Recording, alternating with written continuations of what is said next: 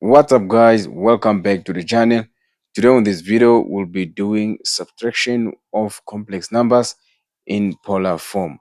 So as you can see, we have a problem here that has two complex numbers in a polar form.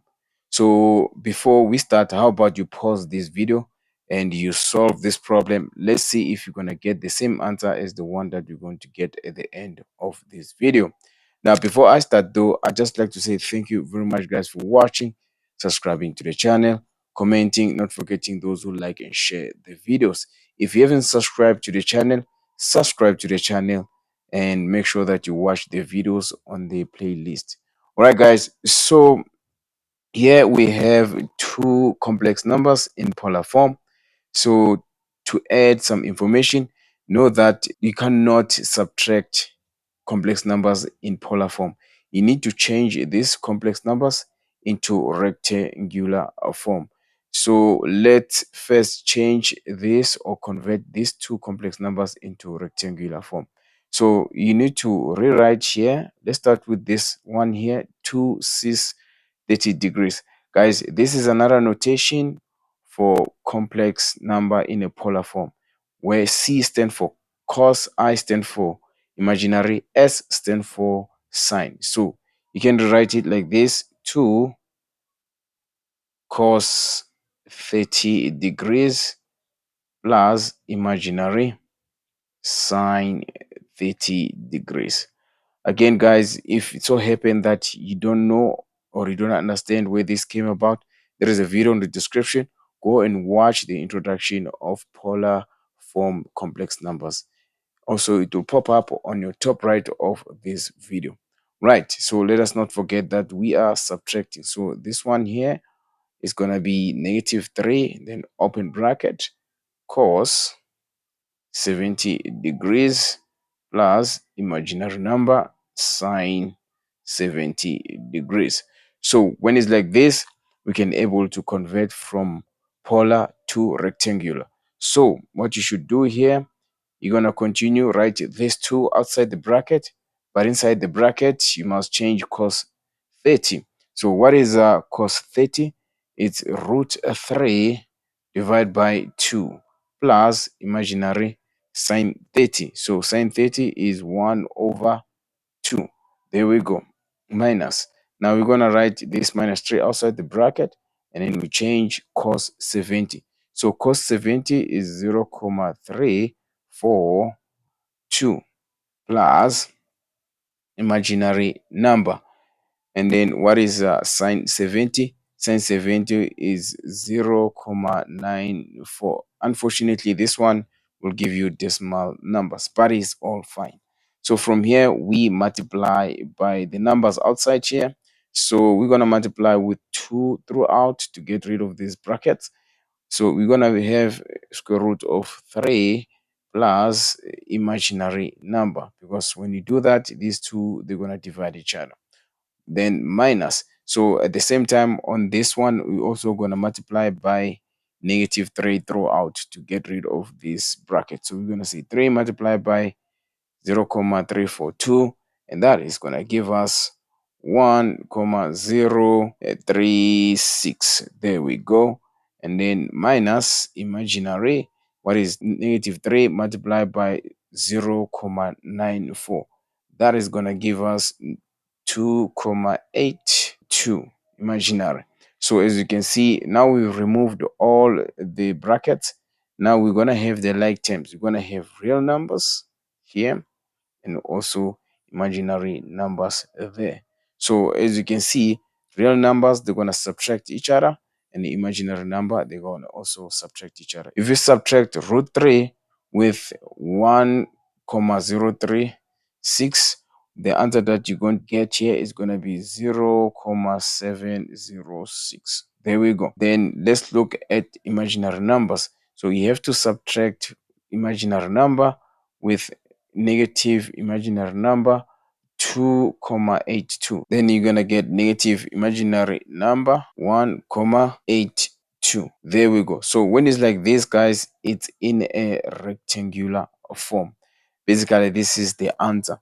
But then to add on what we're doing, we can change this into a polar form. Now, if you don't know, this is actually the real number represents the x, and the imaginary number represents the y.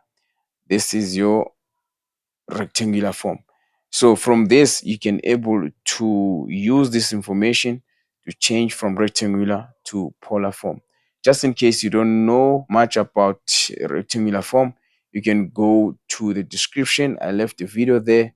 Go and watch that video, and also click on the icon that will pop up on the top right of this video to watch that video. Right, so I'm gonna do it here on this side. So first of all, we need to find modulus.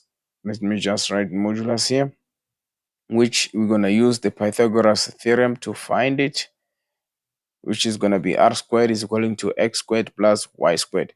So modulus is actually r, so you have to make r subject of the formula here. So if you make r subject formula, this is what you're going to have. Right. Now we know that our x is the real number of this rectangular form of this complex number. So let's do it. So x squared, which is a real number, is going to be 0.706 squared. There we go. Plus. Now our imaginary number, which is the y part of this rectangular form, which is going to be negative 1.82 then squared. After putting this on the calculator, you need to find your modulus, which is going to be 1.952. So this is your modulus. Now it's time for us to find the argument. So let's find the argument. There we go. So the argument, we need to use tan theta, which is equaling to y over x. So we have to make theta subject to the formula. So we must take tan to the other side. It becomes arc tan y over x. So all you have to do here is to substitute. So let's say theta is equaling to arc tan.